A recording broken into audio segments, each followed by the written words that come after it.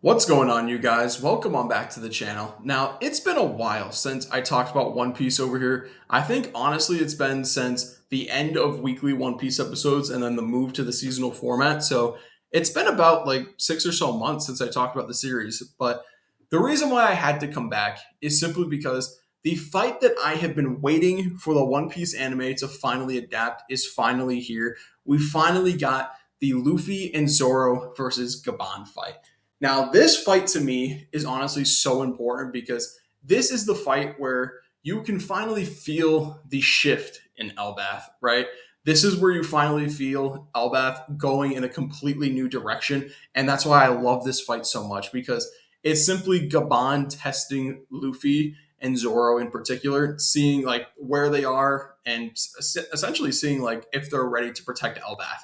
So that's why I love this fight so much. But the reason why I wanted this fight to be adapted in the anime so badly is simply because this fight is really short. Like, this fight is only 3 or 4 pages in the initial manga release, so I always felt like there was stuff missing in this fight. Like, even though it's great, it's really carried by the content and what it means for the rest of the story, but there's not much really going on in this fight, and it's kind of like over before you realize it. So that's why I wanted this anime adaptation to happen so bad, and we finally got it. So without further ado, man, let's get into it. Let's talk about this Luffy and Zoro versus Gaban fight. So first things first that I really want to talk about is how they were able to handle the fluidity of the animation in this fight. Right off the bat, after Gaban gets done talking to Luffy and telling him to come get the key, you see such a good sequence of Luffy running, jumping, and the fluidity of the animation kicks in. Like, you're seeing him use his surroundings to his advantage. Like, you're seeing him like launch his attacks at Gaban, and the fluidity of the animation has just evolved from what it even was previously in Egghead. Like, it feels like it's so much better than even back then. So I love that so much. But a key moment that the anime, I think, added into this fight is everything with Zoro, because Zoro, right at the beginning, before Gaban even talks, you see him grab onto his sword, right? Essentially gauging the situation, essentially trying to see if he needs to intervene right now. And this is essentially Zoro, essentially observing his prey, so to speak, right? He's trying to gauge what's going on with Gaban. He wants to see how big of a threat he actually is, because they cleverly used a flashback in this fight with Colin and his mom essentially talking about Gaban. So at this moment in time, Zoro does not really take Gaban, I don't think, as a huge threat, but he's grabbing onto his sword to essentially show Gaban that he's taking him seriously and he's biding his time to see if he needs to intervene and protect his captain. So that's a really good moment. I love that the anime added that. But then we get back to the fight. And what I like too is it's a really small moment, but I like how Luffy stops his barrage at this moment in the fight, right? He stops his barrage and he essentially just tells Gaban, I don't want to fight you. I just want the key so I can go back to the banquet. Like, that's actually a really good moment because it shows that Luffy inherently does not want to fight Gaban. He just wants to go back and eat with his friends and essentially just keep making more memories. And he wants to be able to essentially help Loki. That's the whole reason that he's even here. He doesn't want to fight Gaban. That's not important to him. He just wants to go back and eat food. That's what I like about Luffy. He doesn't want to fight Gaban. He just wants to essentially eat his food, go about his day. I love that so much. That's such a good little moment that they have here. But then you see Gaban, he's like, okay, come get the key then. Like, that's so good. I love that they have like this little rapport going back and forth with each other. Like, you see Luffy like scratch his head, think a little bit, and he's like, all right, bet. And they just go back to fighting again. Like, I like that moment a lot. I don't know.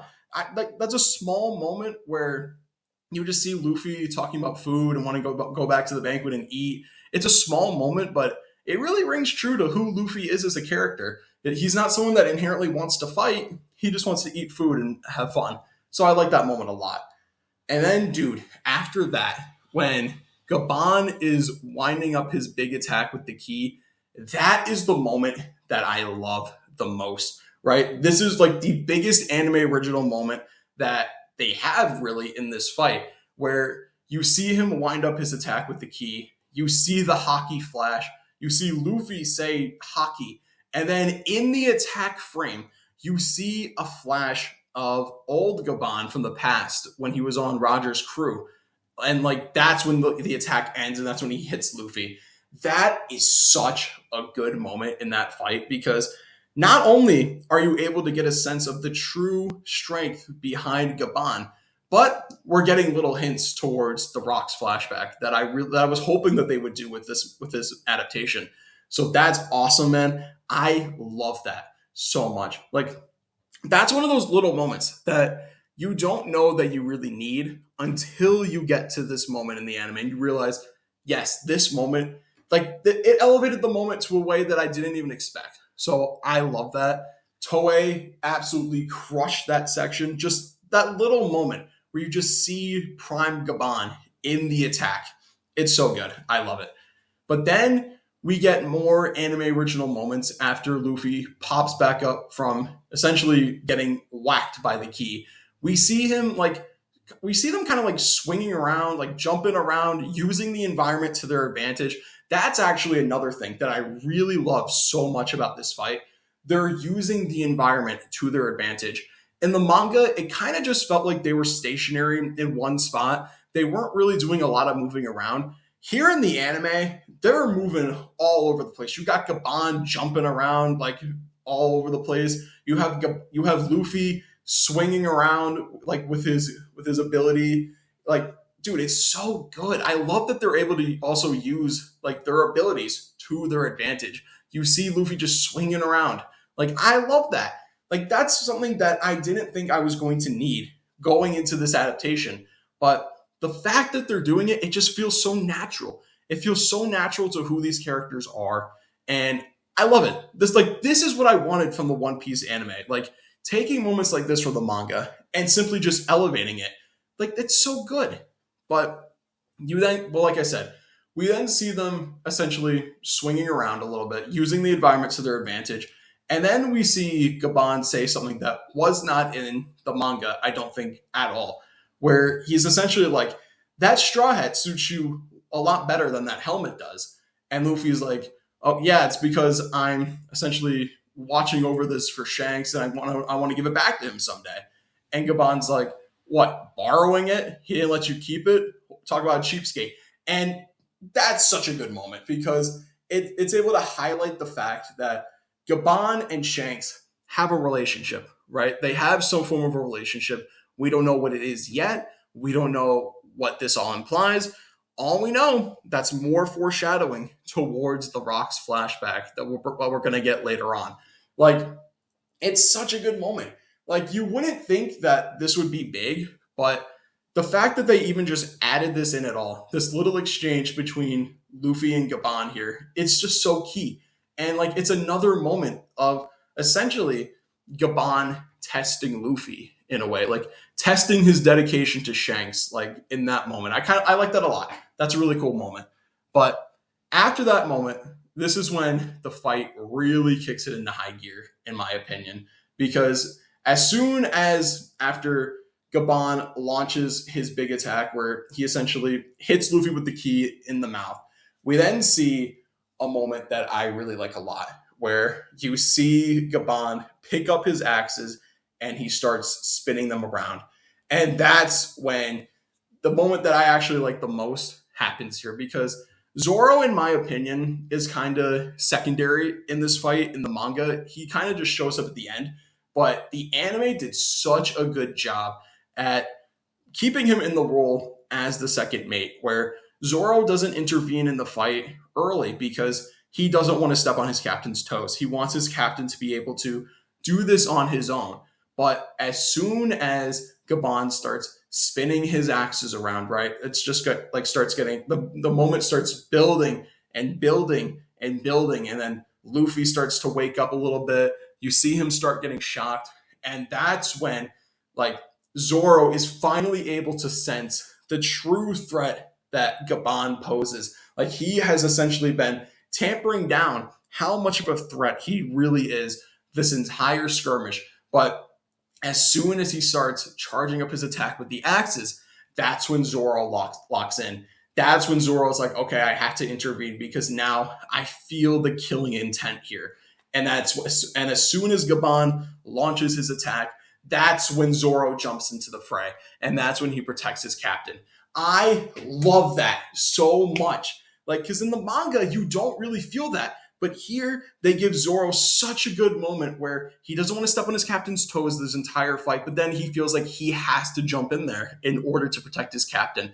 Like, that's so good. That's such a good moment for Zoro that I felt like he was really needing for this fight. I love that a lot. Like, even though it happens in the manga, here you're really able to feel it simply because of how this whole confrontation started at the beginning of the episode. I love it. But moving on from that, we then see Zoro into the fight. But what I love the most, man, is this is just a little moment, but I love how we get to see Luffy transform into Gear 5. Like, I love that the anime is doing this because in the manga, like, you don't really get to see the Gear 5 transformations for whatever reason. I don't know why, but you never really get to see them. So I like that the anime has been showing these transformations. First one with Egghead when we had the Lucci fight. Then even at the beginning of this arc in like the Lego Kingdom, where we get to see Luffy transform into Gear 5 again. That's essentially the anime giving us these moments for the transformation and making Gear 5 feel way more eventful than it did in the manga. So I love that a lot. I love that we get to see this Luffy transformation again in the anime.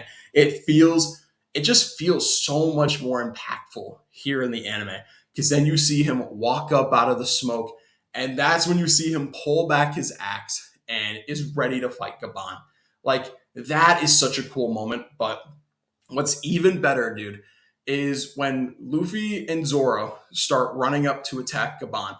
I love that it's also framed with the debris falling down into the underworld where Loki is, because this is essentially Luffy and Zoro's like last stand to try and get this key for Loki. That's such a cool moment. I love that so much because this is essentially like framing it in a way of like, we need to get this for Loki. If we can't get the key in this moment, we're not going to be able to free Loki.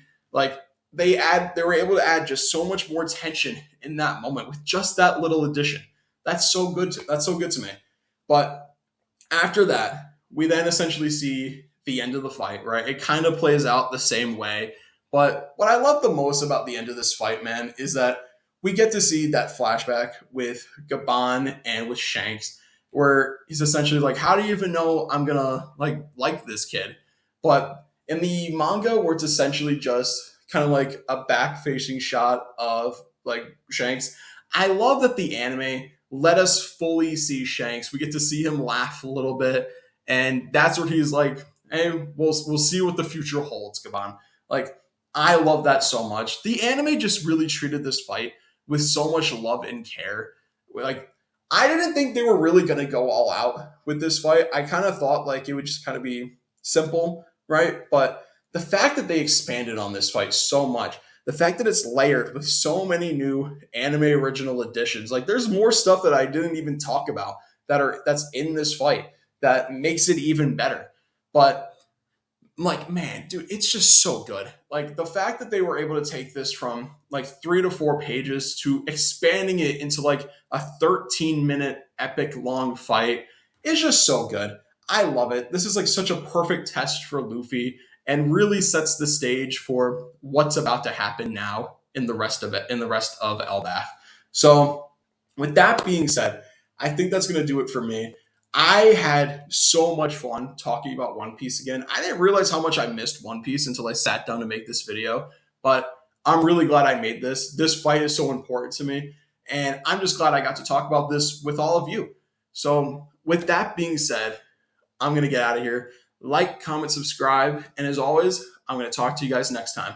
Oh, and if there actually is anything that I missed in this entire fight, Let me know if there's anything I missed. I would love to hear more like context about this fight because I'm caught up in the manga, but there's a lot that I don't remember. So I would love to hear your guys' takes on this fight too. So with that being said, like, comment, subscribe, and I'm going to talk to you guys next time. Bye.